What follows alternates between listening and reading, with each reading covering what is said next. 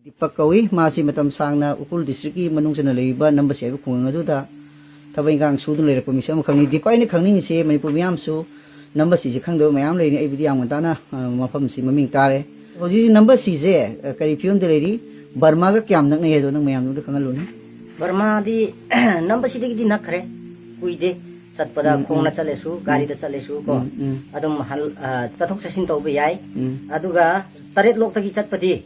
aduna muthina nakpane tare lok ai kai no idipa taret lok hai se ek Burma ga akhoi gi nungsit haibi si phau nei heba o do ai dur tare lok kai na akhoi gi maite gi maming tholam sin kamai tu jan do adudi ai su khangde adu taret lok hai se bheli dagi changbane heba bheli hai na ko adu bheli dagi su changba yai aduga akhoi gi kari hai sira haraga akhoi gi nungsit haibi dagi su changba yai nungsit haibi di changba se adagi yauna lakpadi khara lapi ko aduga number si dagi chatpadi nak na e o aduri hoji ki tare lok sidagi or border si Burma gi India gi border si lalaga Burma gi khun je ihana ta bu khun ji kai ming kai khangbu kyam nak ne angoching hai angocing haya aduri Burma gi khun mayam le binatra ba awai le angoching gi hek makhada moi di noi ne ka moi Burma gi lon loi ngang na bra kari get kari lon phawni mo khoi di Burma lon le Burma lon le adi moi gi motor bike ama macha ma he thau do thau lak som do yaw bra kamai tawi do adu di asumda noji namli do mo khoi na supari hon bagi la le aduga namli dagi lot tawraga Burma akhoi gi hoji gi number si da puthorak pane ba o na ji supari hai se adai jaga du do karbar to ji kamai kai do supari gori da pitang na khangbai pitang gi supari se Myanmar ri purak pani dana pura aga namli da puthorak pane ba botta hai tare ne hida adu pura aga namli dagi amuka Saktiman khangde tata khangde lot tawraga nam keno da puthorak pane ba akhoi gi number sida kyam puthorok ke moi sum supari se puthorak pudo gari trip tara kun na dum puthre o yam puthorok jani ni yam puthre aduna ina su lambi da khulli bane ba supari se hoi bora amam khun bane ba ina ta ho bud kia hoi jaking da ko ta ho bi dum khulle ba isu aidi asum da mo khoi gi main road ta la ko sidi hoji gi kasum khun haina ko tang chalaga kari as khun ama kaw re isu kari khun kari manthau yaudring ade sipai kem ama le heba adu changbodo bera to we haina mo khoi adulom lak tadana nambasi makha hoji gi namli maring khun atum lagi phau ra lak ne ba nambasi da adumai tora karbar to mo khoi adana o adigi supari na ta ba te more gi khoi gi Burma rong gi suru win gumba ate talap nu sumo mayam gadi kamai tawi adu su tong na karbar taw nei adu budi ko adu keno su hoji gi win gumba di adu lom da puthok te mo khoi si win gi di keno lambi permit semba male tax ko permit sema ga asum thalom da dum puthok ne o maroi na khoi gi subari gumba u ju puthok ra oi u puthoi u yam chaw na le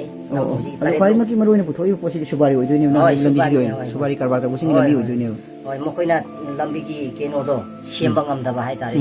kat gumba khoi gi lambi gi tax ki yame hai na ko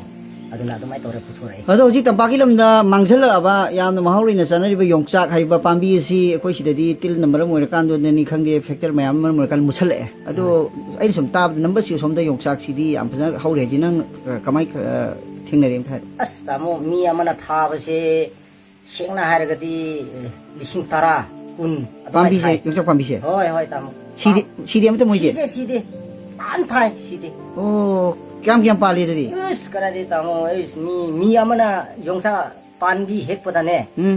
farm amada haisine farm amada hek pada lot ama ani adum lawbu ngam yongsak se hoi o adu khoi som na pak na siraga moi du na yongsak si ya patna hauri ni na haisine adu mo khoi gi do tamo sabagira sidri do number si sabra sai tamo asti sai leiba ngamde saba matam o hoji tarit lok se ai tarit lok ta leirame ba iroi se laga ingtham tha da su sai ba leiba ngamde ba o tarit lok se hoi aduna ai su ngamda bani na chingda ka khale su atum sai da tamu upai leke o Burma ga nak khrabni na adi yongsang na ta ba te mana masing kari kara hanjang na pi hoi bi se tamu mo khoina farm taw ba ama le akhoi gi pan bi su chaw ga tingkhang oina hoba aduga manadi su pak ba manam di nungsi ba aduga mo khoi farm chaw taw o kari pa bino di khang da ba khangde mamin di khangde isu kari no amadi hai akhoi gi manam do ꯌꯥꯝ ꯅꯨꯡꯁꯤ ꯕꯣꯔꯥ ꯍꯧꯔꯒ ꯆꯥꯕꯁꯨ ꯍꯥꯎꯏ ꯁꯥꯒ ꯉꯥꯒ ꯇꯣꯠꯂꯒ ꯆꯥꯕꯁꯨ ꯍꯥꯎꯏ ꯃꯍꯩꯗꯤ ꯄꯥꯟꯕ꯭ꯔꯣ ꯃꯍꯩꯗꯤ ꯁꯨꯁꯨ ꯆꯥꯎꯅ ꯄꯥꯜꯂꯤ ꯆꯥꯕ ꯌꯥꯕ꯭ꯔꯥ ꯃꯍꯩꯗꯨꯁꯨ ꯍꯣꯏ ꯃꯥꯒꯤ ꯃꯍꯩꯗꯣ ꯑꯩꯈꯣꯏꯅ ꯐꯖꯅ ꯇꯛꯂꯒ ꯊꯝꯃꯒ ꯀꯣꯟꯅ ꯑꯗꯨꯝ ꯆꯥꯕ ꯌꯥꯏ ꯑꯣ ꯑꯗꯨ ꯆꯥꯔꯗꯣ ꯑꯩꯁꯨ ꯑꯁꯤꯗ ꯄꯨꯔꯒ ꯊꯥꯅꯤꯡꯉꯤ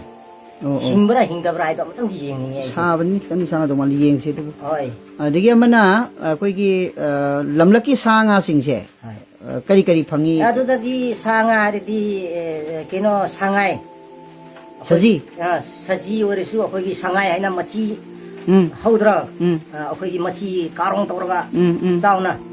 ꯑꯗꯨ ꯁꯆꯟ ꯂꯩ ꯁꯆꯟ ꯂꯩ ꯁꯥꯕꯦꯡ ꯂꯩ ꯁꯖꯤ ꯂꯩ ꯁꯣꯛꯑꯣꯝ ꯌꯣꯡ ꯑꯗꯨꯗꯒꯤ ꯑꯩꯈꯣꯏꯒꯤ ꯂꯝꯒꯤ ꯕꯥꯡꯒꯣꯔ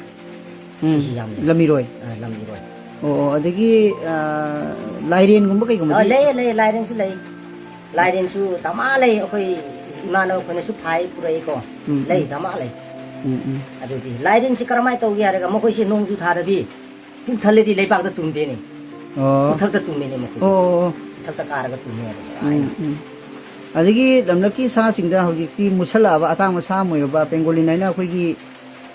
ꯊꯥꯡꯇꯨꯞꯀꯤ ꯃꯔꯨꯗꯧꯅ ꯄꯥꯟꯕ ꯁꯥ ꯑꯃ ꯑꯩꯈꯣꯏꯒꯤ ꯑꯃ ꯂꯩꯕꯅꯤ ꯑꯗꯒꯤ ꯃꯇꯨ ꯇꯥꯄꯤ ꯁꯕꯨ ꯍꯥꯏꯅꯕꯗꯣ ꯑꯩꯈꯣꯏꯅ ꯑꯗꯨꯁꯨ ꯂꯩꯕ꯭ꯔꯥ ꯂꯩ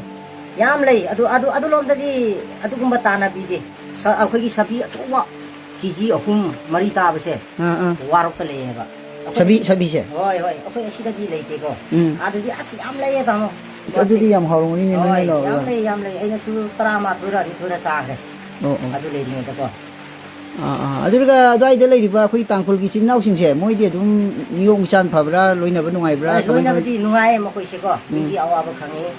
ꯑꯗꯨꯒ ꯃꯤ ꯑꯃꯒꯤ ꯌꯨꯝꯗ ꯃꯈꯣꯏ ꯌꯨꯝꯗ ꯃꯁꯛ ꯈꯪꯗ꯭ꯔꯁꯨ ꯍꯦꯛ ꯆꯪꯕꯗ ꯆꯥꯛ ꯆꯥꯕ꯭ꯔꯥ ꯆꯥꯗꯕ꯭ꯔꯥ ꯂꯥꯎ ꯆꯥꯁꯤ ꯑꯗꯨꯝ ꯍꯥꯏ ꯄꯤꯖꯩ ꯑꯗꯨꯝ ꯅꯨꯡꯉꯥꯏ ꯏꯟꯅꯕꯗꯤꯀꯣ ꯌꯥꯝ ꯅꯨꯡꯉꯥꯏ ꯂꯩꯃꯤꯟꯅꯕꯁꯨ ꯅꯨꯡꯉꯥꯏ ꯃꯈꯣꯏꯁꯨ ꯃꯤꯒꯤ ꯑꯋꯥꯕ ꯈꯪꯉꯤ ꯌꯥꯝ ꯅꯨꯡꯉꯥꯏ ꯍꯥꯏꯇꯥꯔꯦ ꯑꯗꯨꯗꯤ ꯃꯔꯨꯑꯣꯏꯅ ꯑꯩꯈꯣꯏꯒꯤ ꯂꯝ ꯂꯥꯞꯆꯔꯒꯁꯨ ꯅꯝꯕꯁꯤꯗ ꯂꯩꯔꯒꯗꯤ ꯑꯩꯈꯣꯏꯒꯤ ꯍꯤꯡꯕꯗꯗꯤ ꯂꯝꯂꯛꯀꯤ ꯌꯥꯝ ꯅꯨꯡꯉꯥꯏꯅ ꯍꯤꯡꯕ ꯌꯥꯕ ꯃꯐꯝ ꯑꯃꯗꯤ ꯑꯣꯏꯕ ꯌꯣꯡꯆꯥꯛꯇ ꯊꯥꯔꯒꯁꯨ ꯌꯣꯡꯆꯥꯛ ꯀꯔꯕꯥꯔ ꯇꯧꯕꯁꯨ ꯃꯤꯁꯤ ꯑꯗꯨꯝ ꯇꯔꯦꯠꯂꯣꯛꯇ ꯂꯩꯔꯤꯕ ꯉꯥꯁꯦ ꯉꯥꯔꯥꯅꯦꯕ ꯉꯥꯔꯥ ꯑꯩꯈꯣꯏꯒꯤ ꯈꯕꯛ ꯑꯗꯨꯒ ꯑꯩꯈꯣꯏꯒꯤ ꯀꯩꯅꯣ ꯀꯔꯤ ꯍꯥꯏꯁꯤꯔꯥ ꯑꯩꯈꯣꯏꯒꯤ ꯉꯋꯥ ꯗꯃꯥ ꯐꯥꯕ ꯌꯥꯏꯌꯦ ꯇꯔꯦꯠꯂꯣꯛꯀꯤ ꯉꯥꯁꯦ ꯍꯣꯏ ꯀꯃꯥꯏꯅ ꯐꯥꯏ ꯉꯥ ꯐꯥꯕꯒꯤ ꯃꯑꯣꯡꯗꯤ ꯃꯈꯣꯏꯁꯦ ꯏꯟꯅ ꯐꯥꯏ ꯏꯟ ꯍꯨꯟꯕꯀꯣ ꯑꯗꯨ ꯑꯩꯈꯣꯏꯒꯤ ꯍꯧꯖꯤꯛꯁꯦ ꯅꯣꯡ ꯆꯨꯕꯅꯤꯅ ꯂꯥꯟꯕꯗꯤ ꯉꯝꯃꯔꯣꯏ ꯍꯌꯦꯡ ꯀꯥꯂꯦꯟꯗꯁꯨ ꯂꯥꯟꯕ ꯉꯝꯗꯦ ꯇꯥꯃꯣ ꯍꯤꯠꯀꯠꯂꯦꯕ ꯏꯁꯤꯡꯁꯦ ꯍꯣꯏ ꯋꯥꯏꯑꯦꯕ ꯑꯩꯈꯣꯏ ꯐꯥꯎ ꯂꯥꯟꯕ ꯈꯔ ꯋꯥꯏꯑꯦ ꯏꯁꯤꯡ ꯁꯨꯝ ꯆꯥꯎ ꯂꯩꯅꯤ ꯑꯗꯨꯗꯤ ꯍꯣꯏ ꯏꯁꯤꯡꯗꯤ ꯋꯥꯠꯇꯦ ꯍꯧꯖꯤꯛꯀꯤ ꯇꯔꯦꯠꯂꯣꯛ ꯍꯥꯏꯕꯒꯤ ꯋꯥꯅꯦ ꯇꯥꯃꯣ ꯑꯁꯣꯝꯗ ꯀꯨꯀꯤꯒꯤ ꯈꯨꯟ ꯑꯃ ꯂꯩꯔꯤ ꯇꯔꯦꯠꯂꯣꯛꯀꯤ ꯍꯦꯛ ꯋꯥꯡꯕꯗ ꯃꯣꯔꯍꯥꯝ ꯍꯥꯏꯅ ꯃꯣꯔꯍꯥꯝꯒꯤ ꯍꯦꯛ ꯑꯁꯨꯝ ꯊꯪꯕꯗꯀꯣ ꯇꯨꯔꯦꯟ ꯑꯃ ꯆꯦꯜꯂꯤꯑꯕ ꯃꯣꯜꯍꯥꯝꯁꯤ ꯕꯔꯃꯥꯒꯤ ꯑꯣꯏꯗꯣꯏꯔꯥ ꯕꯔꯃꯥꯒꯤ ꯅꯠꯇꯦ ꯃꯅꯤꯄꯨꯔꯒꯤ ꯑꯣꯏꯒꯅꯤ ꯕꯔꯃꯥꯒꯤ ꯅꯠꯇꯦ ꯑꯗꯣ ꯃꯣꯜꯍꯥꯝꯗꯒꯤ ꯍꯦꯛ ꯃꯈꯥ ꯈꯨꯟꯁꯦ ꯃꯈꯣꯏꯒꯤ ꯍꯦꯛ ꯃꯈꯥꯗ ꯂꯣꯛ ꯑꯃ ꯂꯩꯌꯦꯕ ꯆꯥꯎꯋꯦ ꯇꯔꯦꯠꯂꯣꯛꯇꯒꯤ ꯃꯥꯅ ꯑꯃꯨꯛ ꯆꯥꯎꯕꯅꯦ ꯑꯗꯨꯗꯗꯤ ꯇꯥꯃꯣ ꯑꯩꯁꯨ ꯑꯉꯛꯄ ꯑꯃ ꯌꯥꯎꯋꯦ ꯀꯩ ꯊꯦꯡꯅꯔꯛꯀꯦ ꯅꯨꯡꯁꯨ ꯉꯧꯏ ꯏꯁꯤꯡꯁꯨ ꯉꯧꯏ ꯍꯧꯖꯤꯛꯀꯤ ꯂꯣꯛꯁꯤꯗ ꯍꯣꯏ ꯑꯗꯨꯒ ꯍꯧꯖꯤꯛꯀꯤ ꯇꯔꯦꯠꯂꯣꯛꯁꯦ ꯏꯁꯤꯡ ꯃꯨꯏ ꯅꯨꯡꯁꯨ ꯃꯨꯏ ꯑꯅꯤꯒꯤ ꯈꯦꯠꯅꯕꯁꯦ ꯌꯥꯝ ꯈꯦꯠꯅꯩꯌꯦ ꯑꯩꯁꯨ ꯉꯛꯑꯦ ꯑꯁ ꯀꯔꯤꯅꯣꯅꯦ ꯍꯥꯏ ꯈꯜꯂꯦꯕ ꯑꯩꯁꯨ ꯑꯁꯣꯝꯒꯤ ꯂꯣꯛꯇꯨꯅ ꯑꯃꯨꯛꯀ ꯏꯁꯤꯡꯁꯨ ꯉꯧꯕ ꯅꯨꯡꯁꯨ ꯉꯧꯏ ꯉꯧꯏꯑꯕꯀꯣ ꯑꯗꯣ ꯑꯁꯣꯝꯒꯤꯗꯤ ꯇꯔꯦꯠꯂꯣꯛꯁꯤꯗꯤ ꯃꯨꯕ ꯑꯗꯣ ꯋꯥꯔꯤ ꯑꯃꯗꯤ ꯂꯩꯌꯦ ꯃꯈꯣꯏꯒꯤ ꯇꯔꯦꯠꯂꯣꯛꯁꯤꯅ ꯍꯧꯖꯤꯛꯀꯤ ꯑꯉꯧꯕ ꯑꯁꯣꯝꯒꯤ ꯂꯣꯛꯁꯤ나 ꯉꯥ ꯀꯩꯅꯣ ꯁꯥ ꯃꯀꯣꯛ ꯄꯨꯔꯛꯄꯗꯗꯤ